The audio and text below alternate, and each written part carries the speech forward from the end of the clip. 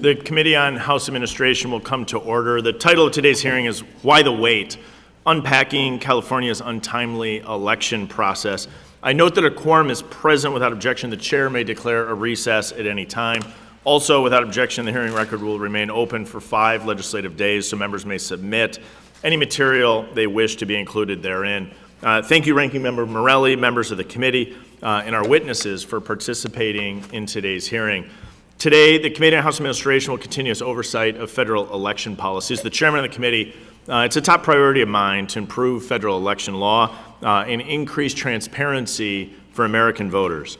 During the 2024 election cycle, 155 million Americans across the country cast their ballot in the elections for president, Senate, House of Representatives, in state and local elections as well. Over 16 million of those votes were cast in the state of California.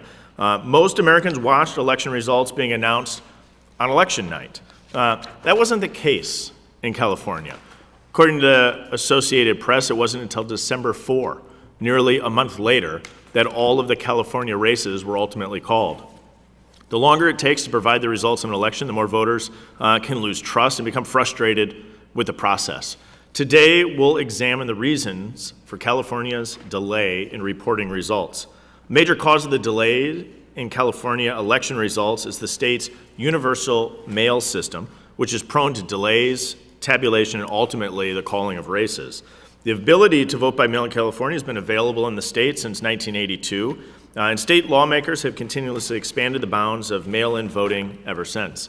In 2022, the California legislature codified pandemic-era procedural laws and enacted universal vote by mail for every election administered by the state. In other words, every registered voter in California gets a mail-in ballot. This not only opens the door for potential fraud, but it also causes delays on the counting side. Another issue we'll explore today includes accepting ballots after Election Day. Currently, California accepts ballots delivered up to 7 days after Election Day. We'll discuss with our witnesses if that means it needs to be postmarked, what happens if it's not postmarked, what happens if it's dated, not dated by the candidate, but California accepts ballots collected up to 7 days after Election Day. This matters because on Election Day, California doesn't know how many ballots will be cast, and so results for close elections can't be announced in a timely manner. Makes no mistake, it's California's own state policies that are creating these significant delays in election reporting. While other states are taking steps to implement positive change, California has spent 50 years moving in the other direction. For example, in a state like Florida with a population of 23 million, Florida is able to report election results on election night. Following the 2000 election, of course, Florida took a serious look at its own election policies and passed a law to ensure ballots are actually counted on and by election night. California's system also doesn't really increase voter participation. Timely election results, I believe, builds voter confidence and can increase voter turnout. In Florida, voter turnout was 78.9% of registered voters, so a record high. California's participation in the 24 election was 71.4% of registered voters. Florida requires absentee ballots to be delivered to the election to local election offices by the close of polls on Election Day. In Florida, absentee voters may cure ballot discrepancies within 2 days after the elections. In California, voters have up to 28 days to cure absentee ballots. 28 days. It's a long time, something we can be discussing with our witnesses as well. In November, 3 days after the election, I traveled to Los Angeles County's Central Count and got to witness the tabulating process in Los Angeles County firsthand. When I arrived 3 days after the election, LA Central Count still had 900,000 outstanding ballots that needed to be tabulated. And that's in LA County alone. That's not the state of California. 900,000 total just in LA County. It was an amazing experience to walk through the LA Central Count, and I think we have an opportunity to talk with our witnesses about the reforms that could be made. This is uniquely important because the balance in the United States House of Representatives at that time still had not been determined, in large part because the races in California weren't called due to the lax election laws that are resulting in these delays. The rest of the country shouldn't have to wait on California to know the results of the elections. We're looking at California particularly today because they have continued to move the goalposts in their election policies. California's election administration highlights why Congress must conduct oversight of states' federal elections and determine whether it might be necessary to enforce baseline standards on election integrity. So I thank our witnesses for being here today. We're going to have a great conversation about what's going right and what's going wrong in elections across the country, but in particular, what's going wrong in the state of California. And I thank our witnesses for being here today and look forward to our discussion. I'll now recognize the ranking member, Mr. Morelli, for 5 minutes for the purposes of providing his opening statement. Good morning. Thank you, Chairman Stile, for calling us together, and certainly thank you to the witnesses for being here today. I appreciate any effort to improve electoral processes in California or, frankly, anywhere else in America. But I do want to be clear about one indisputable fact. There is no evidence that California's recent elections featured any irregularities or fraud. California's elections were legal and legitimate. How do we know? Because in November of 2024, Republicans deployed election observers to more than half a dozen congressional districts across California. These observers monitored ballot tabulation and processing operations in California. They reported no instances of illegality or any serious election-related irregularities. What they reported was California election officials following the law. And to be crystal clear, Republicans did not contest the outcome of a single congressional race in California under the Federal Contested Elections Act. To anyone watching this, please understand there is a long-standing mechanism for challenging congressional results that were improperly decided. And Republicans did not challenge any congressional result in California. There is no question the ballots counted in California in the period after Election Day were legally cast by eligible American voters. That is undisputed. So this hearing is not about making American elections more secure. We're holding the hearing because my colleagues simply disliked the way Californians voted. It's not the procedure Republicans actually have a problem with, it's the outcome. Now, there are always ways in every election in America that we could make them more efficient. And I'm sure there's probably room in California for improvement in their elections to speed up the process. So standardizing notice deadlines and ballot cure review across California, these policies could probably streamline elections. We could be working in a bipartisan way to enhance election efficiency in California and elsewhere. Instead, we seek to make elections less efficient. My colleagues push policies that increase burdens on election administrators, policies that take a sledgehammer to free, fair, and secure American elections. The SAVE Act, for example, which was passed over our objections a couple of weeks ago, allows any person to sue any election official based solely on mere suspicion that a non-citizen is registered to vote. How quickly will any state process ballots of election officials are besieged by endless, frivolous lawsuits? And the president's already deemed illegal anti-voting executive order could lead to the decertification of thousands of voting machines used across the United States. This deeply harmful executive order would cost states billions of dollars. It would fundamentally disrupt American elections. And both the SAVE Act and the executive order would eradicate voter registration by mail or online. This would wreak havoc on election administrations nationwide and disenfranchise millions of military and overseas voters who rely on mail and online voter registration to exercise their sacred, inalienable right to vote.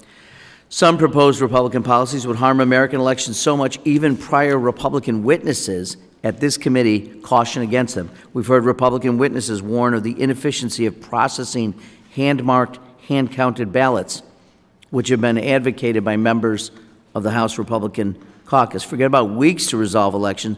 It would take months or years to have election results.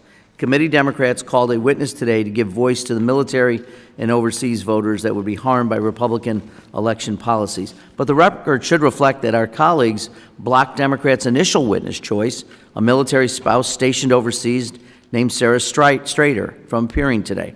Sarah wanted to speak to this committee about how we can better serve military and overseas voters, but because she is nearing the third trimester of her pregnancy, transatlantic travel presented a significant barrier for her attendance here. The majority denied our request for her to testify remotely, something we have the technology to facilitate. So, because Sarah is a pregnant military spouse with travel limitations, she was not allowed to testify. It is not lost on us that if the SAVE Act were law, Sarah would also be unable to register to vote today because it requires in-person voter registration, so women stationed overseas with pregnancy-related travel limitations would be barred from registering to vote. Today, the majority will attack completely legitimate elections in California. That's the idea here. Meanwhile, President Trump and congressional Republicans advance policies to create massive barriers to military voting. We have not held a single hearing on military and overseas voting, and the Votes Act, championed by Congress members Frost and Lee, who's a member here of this committee, would increase military voter access, unlike the SAVE Act. Why are we discussing this today instead of that? We would happily waive this committee's notice requirements to call the Votes Act up right now to send it once again to the full House. So to defend rather than undermine legitimate American elections. Instead of wasting time, can we support military and overseas voters? I would hope we would, and thank you. I yield back my time. The gentleman yields back. Without objection, all other members' opening statements will be made part of the record if they are submitted to the committee clerk by 5 p.m. today. Today we have a one-witness panel. First we have Ms. Ashlee Titus, who is a partner at Bell McAndrews in Hiltachk. Next we have Mr. Austin Gilbert, who's co-owner of Right Choice Strategies. After that, we have the Honorable Donald Palmer, Chairman of the Election Assistance Commission. And finally, we have Rebecca Nowacek from the Secure Families Initiative. We appreciate all of you traveling to be with us here today and look forward to your testimony. Let me remind the witnesses, we've read your statements and they'll appear in full in the record. I'll now recognize Ms. Titus for 5 minutes. Thank you, Chairman and members of the committee. I am an attorney in private practice in Sacramento. My first election as an attorney for a campaign was March 2004, and it took 2 weeks after that election for the nominee to be known. For well over 20 years, California's canvass has been slow. But now there are more close contests that take 3 to 4 weeks after the election to determine the winner. California's election laws impose numerous procedures that extend ballot processing and counting far beyond election night. Election administrators must contend with constantly changing rules and manage a larger volume of complicated mail-in provisional ballots in a 1-month period following each election. The original culprit behind California's lengthy canvass is no excuse access to mail ballots. In 1978, California became the first state to allow voters to apply to vote by mail on an election-by-election basis without a reason. Since the 2020 general election, every active voter receives a ballot in the mail without applying. In the most recent general election, nearly 81% of California's 22.5 million registered voters cast a mail ballot. Hand-delivered and drop-box ballots must be received by the close of polls on Election Day, but mailed ballots are valid if they are received by an election official by the 7th day after the election. About half of mail ballots cast are dropped off by voters on Election Day and are not processed until days or weeks after election night. When a mail ballot is received by an election office, the laborious signature comparison process begins. Some counties in California use technology to conduct the first signature comparison, while others solely rely on election workers. Before a signature on an envelope is deemed not to compare to the voter's signature on file, 3 levels of review must find beyond a reasonable doubt that the signature on the mail ballot envelope possesses multiple, significant, and obvious differing characteristics when compared to all signatures in the voter's registration record. When a signature is challenged, the voter has an opportunity to provide a substitute signature. If a voter returns their mail ballot envelope without a signature, that voter also has an opportunity to provide a signature. In both cases, this process is known as signature curing. Depending on the county, a voter may submit a substitute signature as late as 28 days after Election Day. Many signature cures are returned as a result of the harvesting efforts of campaigns in close contests. Usually, county elections officials are permitted to certify their election results as soon as they have completed all of the required tasks. But a law temporarily in effect for the 2024 general election prohibited counties from certifying earlier than the 28th day after the election. The response of many county elections officials was to suspend canvass activities outside of normal working hours to avoid paying overtime to their canvass workers. thus further delaying the reporting of results for the November 2024 general election.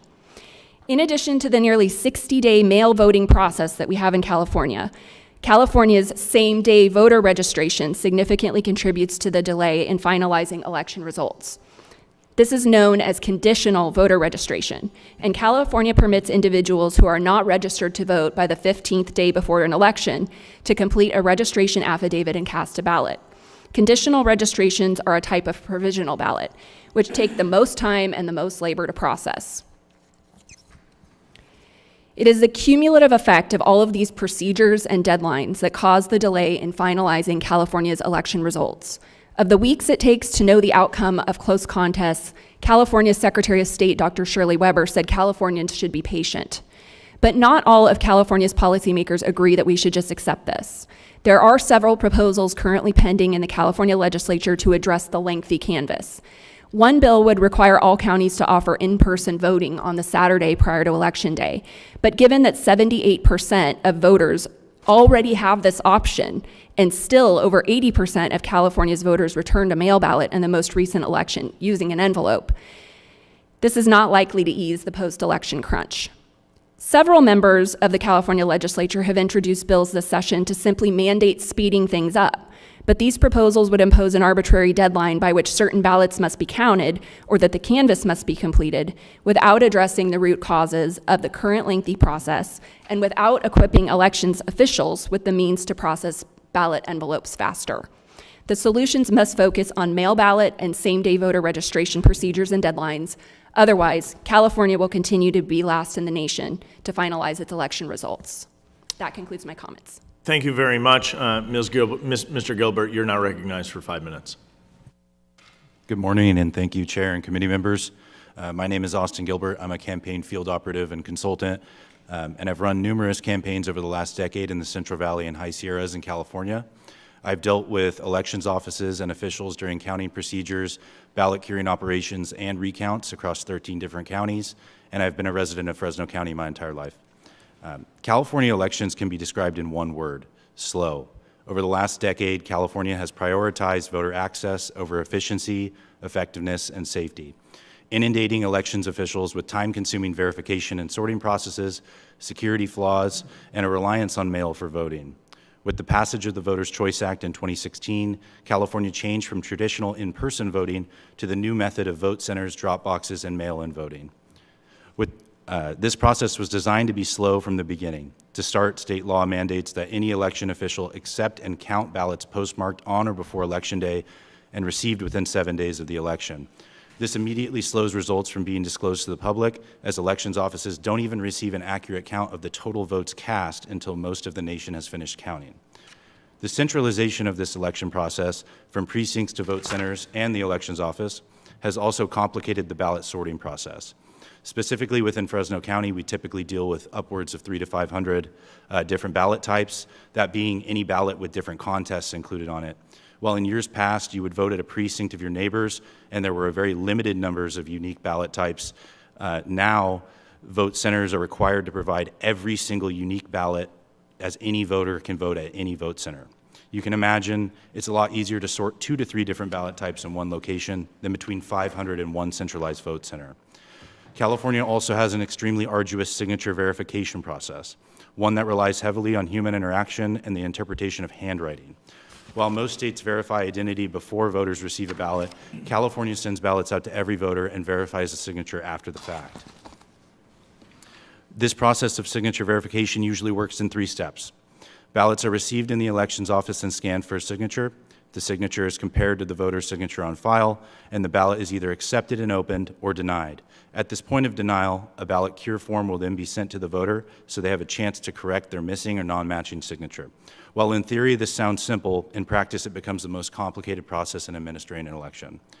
In the days following an election, you can often see thousands of ballots in one room at different stages of the verification process. This includes ballots that have yet to be verified, ballots that are waiting on cure forms, ballots that have been accepted and are being separated from the envelope, provisional ballots awaiting verification, and conditional voter registration forms. All of this before elections officials can even flatten, sort, and count to provide results to the public. There are also multiple deliveries of ballot types to the elections office on election night. This comes from ballot boxes across the county, vote centers, and United States Postal Service.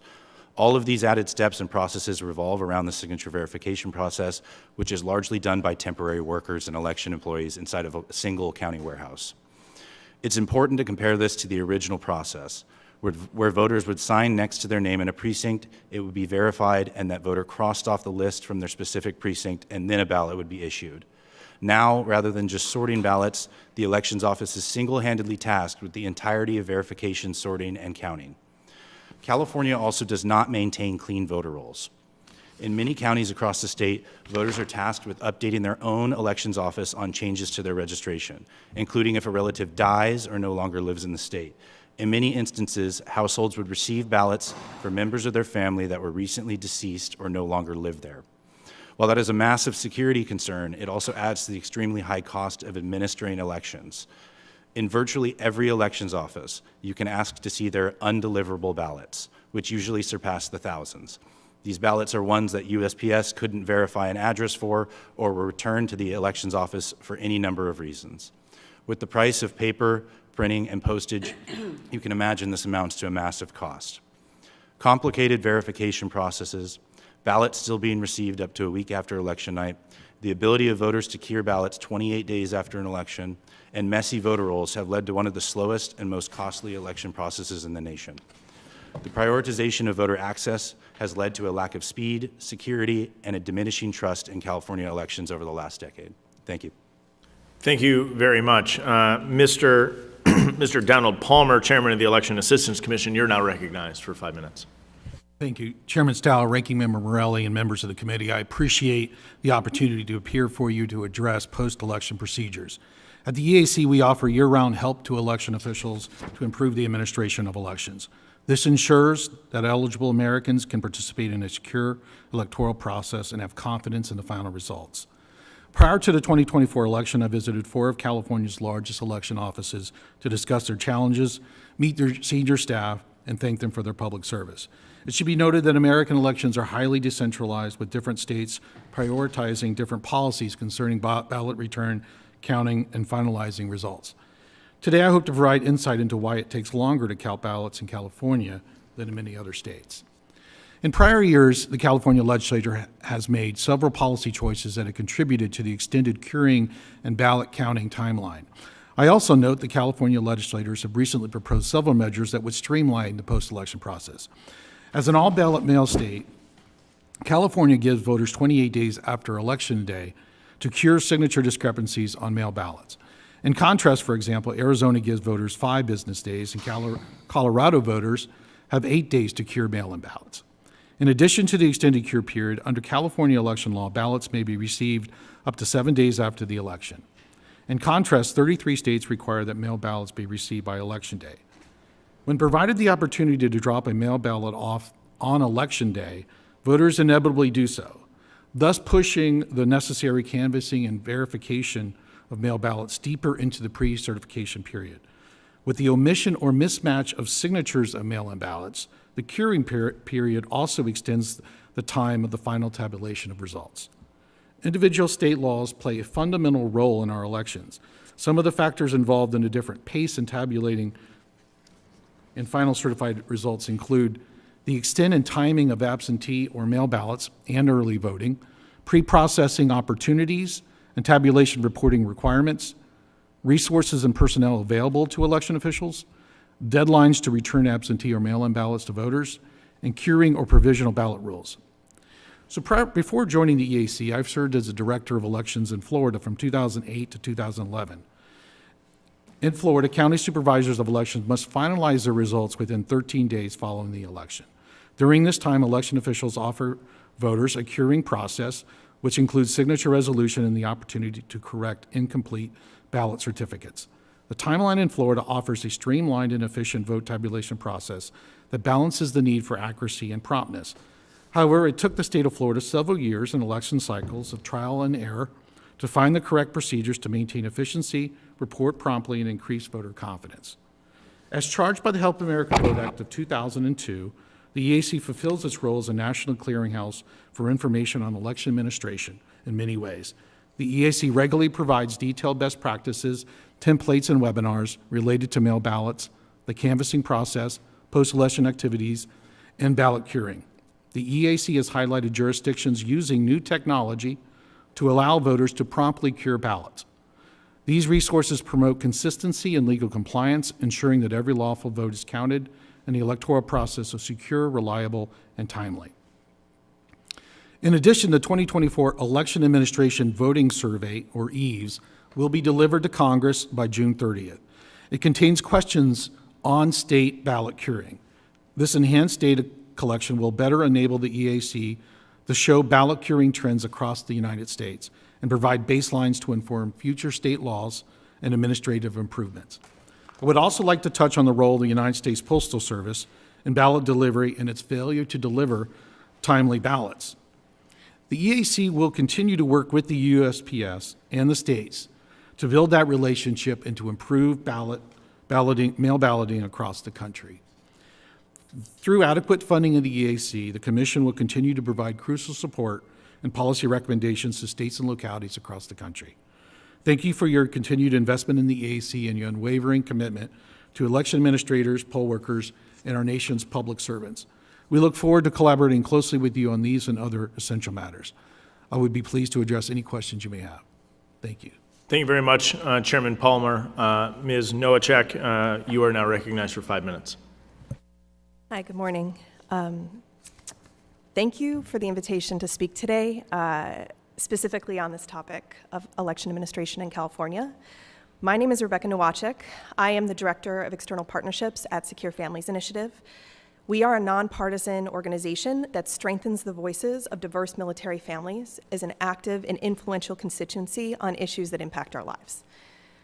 We also lead the Military Vote Coalition, a nonpartisan coalition of over 20 military family and veteran support organizations united by our mission to protect the military community's access to the ballot box.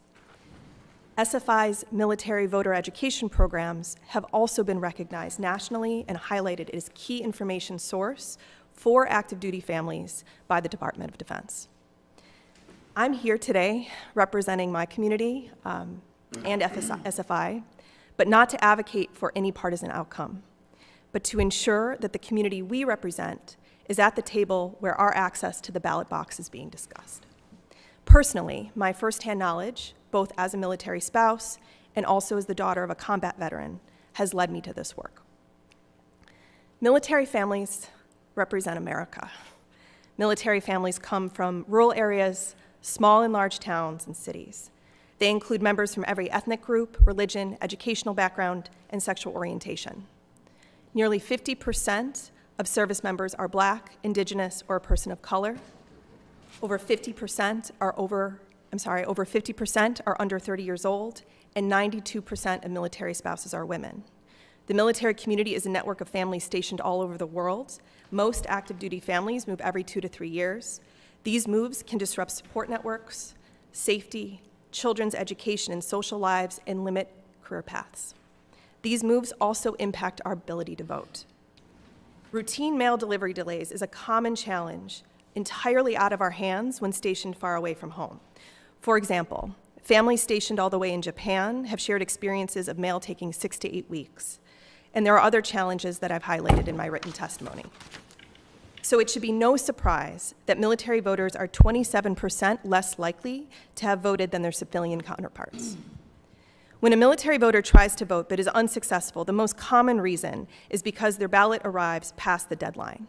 The second most common reason comes when a military voter's ballot gets rejected for something like a missing signature or a date, and the voter isn't notified or provided the opportunity to cure the ballot by the deadline. That's why we have long advocated for policies that would tackle these top issues facing our community.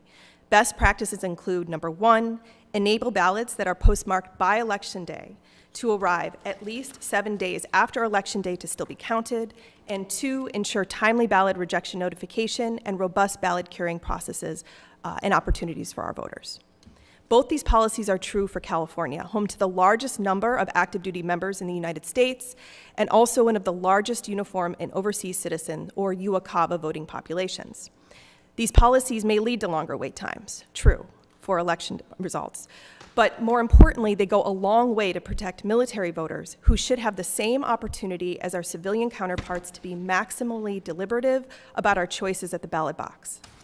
There are two proposed federal policy changes currently in motion. One, the SAVE Act, which this chamber advanced earlier this month, and the March 25th executive order regarding voter registration requirements.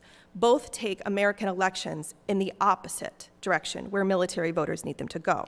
For instance, one of the barriers of the SAVE Act may impose would require voters to bring passports or birth certificates in person to their election office when they register.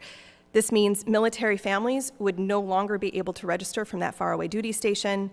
And if a person has changed their last name since birth, for example, if you're like me and changed my last name when I married my husband, using a birth certificate might not be sufficient documentation on itself. If implemented, the March 25th executive order would also undermine the ability for military families to access the ballot box. The order would mean that the military families stationed halfway across the world from home, who crossed every T, who dotted every I when casting their ballot, their military ID would no longer suffice, and mail delays outside of their control could mean their ballot could never count. So in closing, I'd like to remind the committee that voting carries a profound, profound gravity for us. The right to vote is a cornerstone of the democracy that we as military families have committed to protect. I urge this committee, as well as every other body in Congress, don't abandon us, don't abandon military families. Thank you. Thank you very much. I'll now recognize myself for 5 minutes for the purpose of asking questions. Out of the gates, without objection, I'd like to insert the written testimony of Cole Peterson, the data director for the California Republican Party, without objection. Ms. Titus, I want to start with you, in particular, kind of dialoguing the 7 days the ballots can be received by California after Election Day. You would think that it would have to be postmarked, right? I mean, the idea is that it's in the USPS system. What's the check on that in California? Do they review for postmark? What happens if it's not postmarked? Could you provide some color to that? They do, in fact, review for postmarks, and they do reject mail ballots that either don't have a postmark or don't have a date. California doesn't require that the voter date their ballot when they sign it, but there is a space to do so. And if they are dated on or before Election Day but lack a postmark, then those would be counted. So let's just dialogue this all the way through, because when I was at LA Central Count, I found this really interesting, because I watched ballots arrive by mail into the system 3 days after, as I noted, about 900,000 total ballots were somewhere in the process of being counted, of being validated, observed. The signature verification, we'll come to that second. But is your testimony that if USPS doesn't date the envelope and an individual then opens the ballot, the voter's not required to date the ballot in California under California law, but if they do date the ballot and they date it by Election Day, it would still count? Is that accurate? Yes. So the real check isn't that it was in, it's a trust system that the individual who dated the ballot dated it on the correct day, right? Correct. And so if somebody dated it by Election Day, USPS didn't stamp that with a postal date stamp, it would count? Yes. And that USPS doesn't date 100% of their mail. Correct. Yeah, so it sounds like a problem. And the way to fix this, of course, would just be to require that it's collected in by Election Day. I went to high school, I think a lot of us did, and when a paper was due, when did we write the paper? When it was due. And so if you just say it has to be in by Election Day, it shifts that. And Chairman Palmer, you noted 33 states require that ballots be in by Election Day. I'm assuming that means 17 plus maybe the District of Columbia allow them to come in after Election Day. Is that accurate? Yes, Mr. Chair. Yeah. And is there a significant correlation with voter participation if it needs to be in by Election Day or after Election Day? I don't think that there's a direct correlation. Right, it's just people are going to do it by the deadline, right? So if you say you got to have it postmarked, you got to have it in by Election Day, you get a ton of people that drop it in the box by Election Day. If you say it's got to be received by Election Day, a lot of people drop it in sufficiently in advance or drop it in person so that at least the physical ballots are all in by a specific deadline, right? I agree, sir. And so if I'll come back to you, Ms. Titus. So California runs a system also where every registered voter receives a ballot, regardless of whether or not they requested it. It's automatically sent. Is that accurate? Yes. And so when that goes out, obviously not 100% of the people that receive a ballot participate in the election, but a large percentage, I think it was about 70 or so percent in the state of California. But for the purpose of calling election, not only do you need to know the numerator, how many ballots come in, and they can come in up to 7 days after the election, but you also need to know the denominator, which is how many total people are voting when I apologize, the denominator in the context of what percent you would need to be able to win an election. So for 7 days, everybody in California is reasonably blind as the total number of ballots cast in an election. Is that accurate? Yes. And that makes it really hard to call a race, to know who won an election, right? Yes. And so that challenge, I think, is a real and substantive challenge. I want to end with the signature comparison. When I walked through LA Central Count, it was burned into my mind watching this woman do the signature verification. What standard or what training are the workers given who are engaged in the signature verification in California? There is no standardized training. So there's no training. There's no standardized training. Okay. Some counties have more rigorous training. Some counties have very little. What I've also seen is the comparison process is often occurring on a computer screen, and they may be comparing 4 different voter ballots at the same time. So they will have the scans of the outside of envelope. And the standard so the training varies. Training varies. The woman that I met said she had almost no training. And there's about 17 criteria they're supposed to apply when And the standard that they have to meet is beyond a reasonable doubt? Correct. It's a pretty high standard. Yes. Especially in a situation where these live ballots are mailed to every registered voter. I think we've identified some of the challenges we see in California. Appreciate our witnesses here. Cognizant of the time, I'll now recognize the ranking member for 5 minutes for questions. Thank you, Mr. Chair. I'd just like to ask the witnesses, can you raise your hand if you have information or knowledge that demonstrates that California election officials wrongly certified a winner in this year's California congressional elections? Okay, the record should reflect that none of the witnesses raised their hand. I do want to ask Ms. Nowacek, I'm sorry if I'm probably killing your last name, I apologize. If it were easy like Morelli, I would get it, but your testimony discusses how vitally important it is to our democracy, the right to vote particularly for military and overseas voters. To your knowledge, the voter access and election administration policies in place in states like California, and I will say in my state of New York, which also allows ballots postmarked to be counted up to a week after Election Day. Do these policies enhance the ability of military and overseas voters to cast a free, fair, and secure ballot? God bless you. So our position is we need to take into account the experiences that our families are experiencing. And for those stationed overseas or even in the continental United States, when trying to access the polls, we will experience mail delays. And so any policy that takes that into account, like the state of California being able to count ballots 7 days after the election, makes it easier for our community to participate. Absolutely.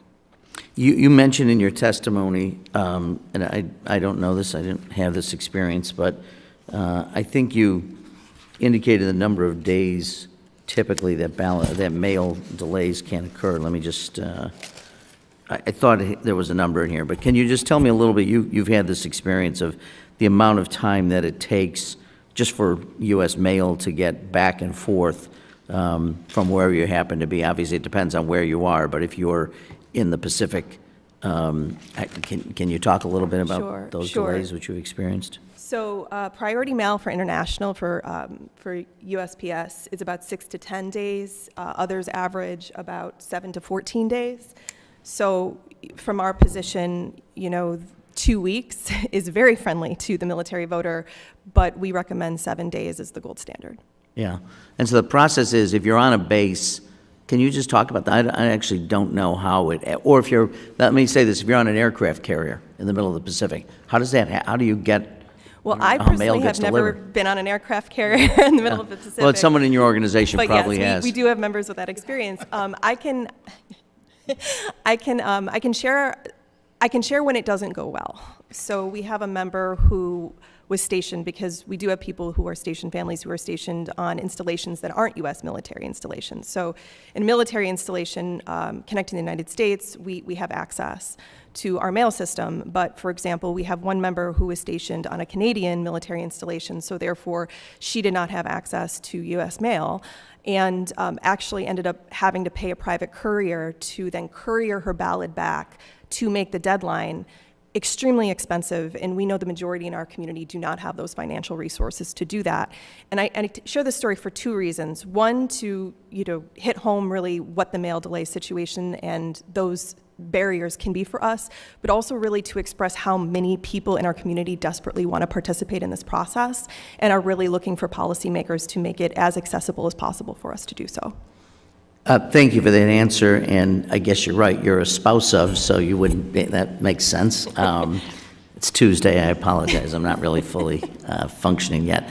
The other thing that you mentioned, which I hadn't really given thought to, but I guess makes a great deal of sense, is that you may be on a military base, but you may be in a host country, and you have to make that connection somehow. And so I appreciate your comments about that. I would say this, and I appreciate all the witnesses and your perspective. And I just, from my perspective, getting this right is more important than getting it fast. And like I said in my opening statement, I'm certainly willing to look at, and obviously with the Elections Assistance Commission, we could all look at ways to improve this and make this faster for everyone to some degree. But we also want to respect the notion that California and other states want to get it right. They want to afford every single voter in their state the opportunity to vote. And look, it shouldn't be a gotcha. I mean, the right to vote should be inalienable. It is, according to our founders, inalienable rights that we have. And so the fact that California takes time to get it right, and I suspect from the fact that there were no contested elections that they actually did get it right. So I don't want to value speed over doing this properly and getting it right. So anyway, I thank the witnesses for being here. Mr. Chair, I yield back. The gentleman yields back. The representative from Oklahoma, Ms. Bice, is recognized for 5 minutes. Thank you, Mr. Chairman, and thank you for the witnesses for being here today. First, let me say that I represent the great state of Oklahoma, and prior to being elected to Congress, I was in the state Senate where I oversaw the state election commission. Shout out to Paul Xerox, Secretary of the Election Board there. Oklahoma, I think, is doing elections right. We have voter ID laws in place and have had them based on a state question that was put forward to the voters a couple of decades ago. And that ensures that a couple of things. One, that the election is verified and there's integrity in that process. And also speed. And my colleague, the ranking member, just talked about speed.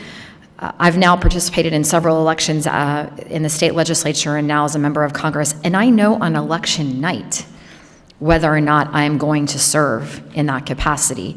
I think it is unbelievable to hear that it takes a month for the state of California to be able to certify these elections. That in itself provides uncertainty in the process, and I think that's what's really problematic here. I want to mention earlier the comments that the ranking member made in regards to the Votes Act. No matter a service member's status, and no matter if you're in the service or not, each state has procedures for all eligible overseas Americans to vote, and those options always require or include mail. But let me be clear, if there are examples of overseas voters being denied by a state, we want to hear about that, because we certainly want to make sure that we're addressing that issue. It's important to every member on this committee. Let me start, if I may. Ms. Titus, almost 2 million more ballots were cast in California's presidential election in 2020 than in 2024. Do you believe the larger turnout in California was due to ballot harvesting efforts? I'm not sure that the turnout in 2020 being higher than 2024 was the cause of ballot harvesting. I think every cycle, the political parties tend to be the drivers of ballot harvesting. They tend to be the ones that are training the campaigns how to do it because the campaigns sort of change every 2 years. And so the parties are kind of the keepers of the procedures for how to execute ballot harvesting, and I tend to think that they get better at it year after year, so I'm not sure that turnout going down from over a 4-year period is caused by ballot harvesting. I think it's worth noting, though, that in 2020, there were 2.39 million more mail-in votes than in 2024. That's a huge number. I want to pivot for a second, too, to the curing conversation. Being from Oklahoma, I didn't know what that was. I had no idea what curing actually meant. And again, I think that just brings some uncertainty to the process. And so I want to pivot slightly. You mentioned the signature verification process. Raise of hands here. How many of you use the exact same signature every time or have the exact same signature today that you did a decade ago? Raise your hand. You're the only one, my friend. My point being, I don't understand why we're using signature verification for this process. It's not, I think, it provides the ability for inaccuracies across the board. And I understand that you're taking information from all these different public records to be able to verify those signatures, but I think that in itself is problematic. I don't understand why we wouldn't do a voter ID type of process. The other thing that's been mentioned is that we are allowing for this lengthy process of being able to deliver ballots after Election Day. And again, I think that breeds uncertainty. We want people to have confidence in our elections, and that means timely information. That means a quick turnaround on counting those ballots. So for me, I also think that California should consider actually moving some of these dates up. Why are we not allowing more in-person voting, early in-person voting? It was mentioned there was one day, Saturday, that you can in-person vote. Why not tell people your ballot needs to be in by Election Day, and by the way, we're going to have additional in-person voting days to be able to allow for that. Mr. Gilbert, you mentioned Californians' maintenance, or rather mismaintenance, of voter rolls and recommended actions to improve them. How many signatures do we think that California has on file for verification, and how old are they? Typically, every voter has about 4 to 5 signatures on file. Every time you change something at the DMV or you submit another voter registration when you move, those would be updated and added permanently to your voter file. Yeah, I think this sort of proves my point that your signature may change over time, and certainly that verification process, I think, becomes much more complicated. As a state that doesn't do signature verification and believes that we do elections like right, I'd like to see that changed. With that, Mr. Chair, I yield. The gentlewoman yields back. Representative Sewell is recognized for 5 minutes. Thank you, Mr. Chairman. I want to welcome all of our witnesses and thank you for your testimony today. I'm a daughter of Selma, Alabama. I grew up there. I have the honor and privilege of representing them in Congress, and there's nothing more important and sacred than the right to vote, in my opinion, and protecting that right, I think, is something that is clearly within our preview here on this committee. I'm a little bit puzzled by our hearing today. I mean, the first premise that is being made is that somehow giving everyone a ballot who is eligible is somehow flawed. I think that we as elected officials should be in the business of making it easier for people to vote, not harder for people to vote. I represent Alabama, and Alabama has same-day voting only. We don't have early voting. We don't have, our absentee ballot process has been restricted. You can't even help your elderly grandmother without helping her to vote. Who has an elderly grandmother who has a stroke victim. You can't help them prepare their ballot because you're for fear of a felony being committed. That's the most recent charge that Alabama has. There are. California is one of the largest states in the union, and they have a lot of folks, and they provide eligible voters their vote by mail. And so I don't think that there's something inherently wrong with sending ballots out to every eligible voter. In fact, I would venture to guess that California does have a better return rate and participation rate than states like Alabama that make it harder for folks to vote. And the second reason why we're here today is because somehow getting the results that same night is so critically important. It's more important than making sure that our overseas military personnel who are eligible voters get their ballots back in a timely fashion. I'm not sure what timely is, but I can tell you same-day results does not make it any less prone to fraud or any more prone to fraud. Rather, it allows eligible voters time, especially those that are overseas, an opportunity to cast their ballot. I would venture to guess, Mr. Chairman, that it's more important that we protect that sacred right to vote than to get some result in that same night.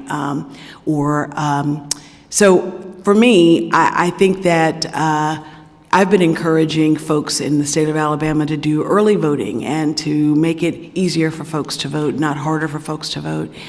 And I'm not really sure why my colleagues don't think that that's right, especially when the Brennan Center says that there's a 0.05% of fraud that occurs during elections, not a rampant fraud from everyone. So I'd like to ask you, Mr. Palmer, as one of the directors of, one of the commissioners for the Federal Election Commission, are there best practices that are recommended when it comes to military personnel voting or absentee balloting? Is there sort of one way to do that?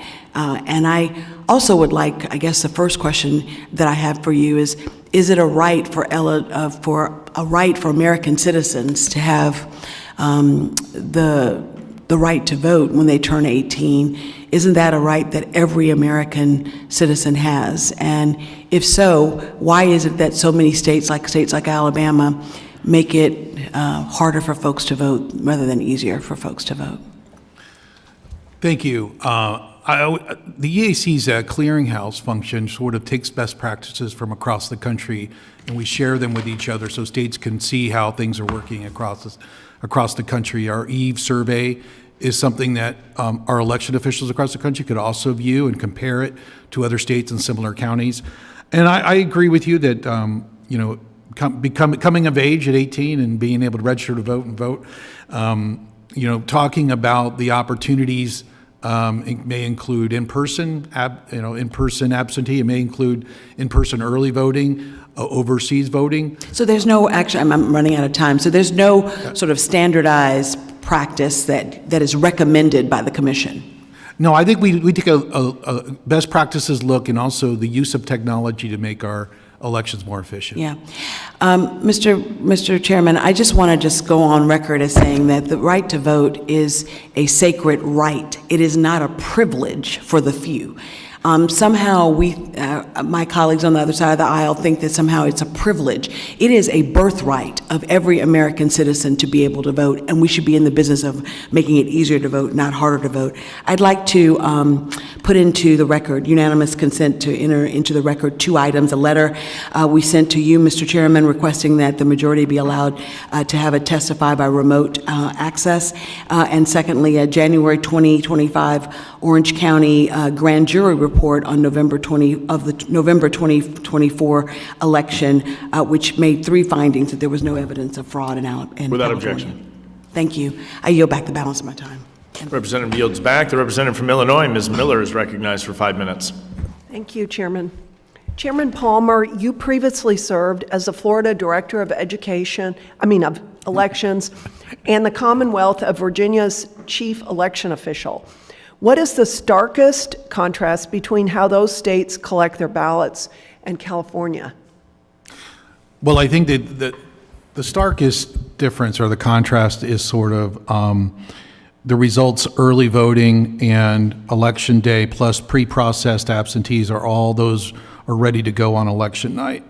The mail ballot model really and ballot box issue allows those ballots to be returned either by the mail on election day, which will then take 7 to 10 days into the certification period, or a ballot box, which then those ballots still need to be processed. So you already have the results when you're voting in person or early voting or pre-processed absentee with some deadline, those ballots are ready to go and those results will be ready to go on election night. If you are waiting to receive mail ballots, you then have to go through the process of signature comparison, processing those ballots, a cure period. So that is why it takes so long in a mail ballot model. It takes longer. Large populations in large counties, you're going to have a large number of issues in getting those ballots tabulated and the results out. And so it just pushes the results later into the period. Hope that helps.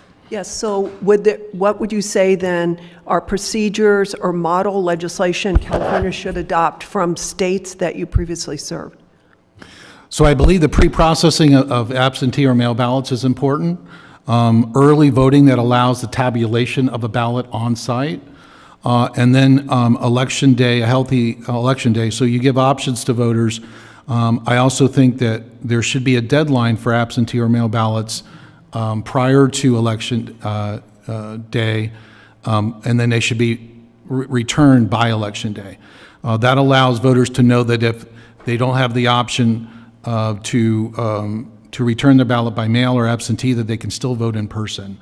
And so that allows the system to work. We're relying too much on the USPS. The USPS is having major issues. They continue to extend their service dates, and that has a direct impact on elections and voters. You'll find in a lot of mail ballot states that voters do no longer trust the United States Postal Service to get their ballots in on time. So they're going to return it in person or a ballot box. Again, when you return a ballot by mail box, it still's got to go through that entire process of processing as if it was a mail ballot.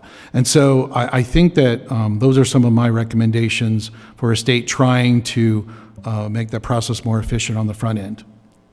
Thank you.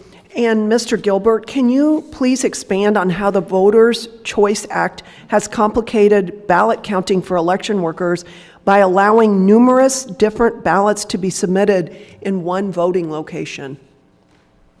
So when previously you would just go into your precinct and vote, now a vote center has to supply any given ballot to any voter. So for instance, if you live in my area, if you live in Kalinga and you're in Fresno to work and you're at the Fresno Vote Center, they have to provide your ballot for the city of Kalinga. When typically you would have to be nearer to your home. So now that vote center is in charge of sorting that ballot, which is nothing like the Fresno City ballots around it. And also they have to be able to provide conditional voter registrations. So if you have not registered to vote and you would like to vote, you also can register that same day and vote, and those are extremely time consuming. Are there other election processes that have become more burdensome due to the Voters' Choice Act? I would say that the number one thing we've seen ever since they started mailing ballots to everyone is California still does mail to P.O. boxes as well, not just physical addresses. If you go into any United States Postal Service towards the P.O. boxes about 30 days before the election, you can find about a couple hundred ballots in the trash can. So I think that's a security concern and one of the things we've seen since the change in procedure. Thank you, and I yield back, Chairman. Gentlewoman yields back. The gentlewoman from California, Representative Torres, is recognized for 5 minutes. Thank you. And let me just start by saying that as the only Californian on this committee, I am outraged. I am simply outraged at the continued attacks from this committee against my home state chairman. How dare this committee attack the duly elected members of the state legislature who were elected by Californians to represent them. The fact is, California is doing just fine without your input. Let's look at the facts. California is the 4th largest economy in the world. We send $692 billion to the federal government, and we get $83 billion less in return. Meanwhile, Florida gets $41 billion more, Ohio gets $49 billion more, Texas gets $71 billion more. So do us a favor, and when your state rises to the level of California, then let's talk about fixing California. So let's now talk about elections. Last year, the chairman and other Republicans, without giving Democrats on this committee a heads up, went to Los Angeles, wasting taxpayers' dollars and time to look for problems. And guess what? They found zero problems. They visited the largest ballot processing center in the nation, responsible for nearly 6 million registered voters. That's bigger than 28 states in the nation. Not a single committee, not a single Republican or political observer contested the outcome of any House race or provided any evidence that California suffered from fraud or any other issues. Why is that? Because California, members, our election infrastructure is sound. We invest in a secured system, rigorous training, and transparency at every level. California has worked hard to ensure that every eligible American voter can cast their vote, and as frustrating as it may be to you and to other people, including myself at times, our fantastic state and local election workers make sure that our elections happen and that they are safe. As a mother of a veteran and a police officer, I know voters might serve far from their home, or they might be a first responder that has to work on election day. Voters can't always take a day off. They might have mobility issues. This is why California established voting by mail, to make it so that every eligible Californian can have their voice heard. California's promise to our voters, whether we like how they vote or not, your voice as a voter is heard. Normally, I would welcome a discussion on improving election operations, but these are not normal times. You see, President Trump and his cronies, like Elon Musk, do not care about the rule of law or the Constitution. They're destroying the economy, attacking and arresting judges, and recently deported 3 American citizens' children, including a 2-year-old toddler and a 4-year-old with stage 4 cancer, a rare cancer. If President Trump and his administration don't care about due process for a child with cancer, how can you honestly sit here and debate and believe that they believe in the Constitution or a free and fair election? Hogwash.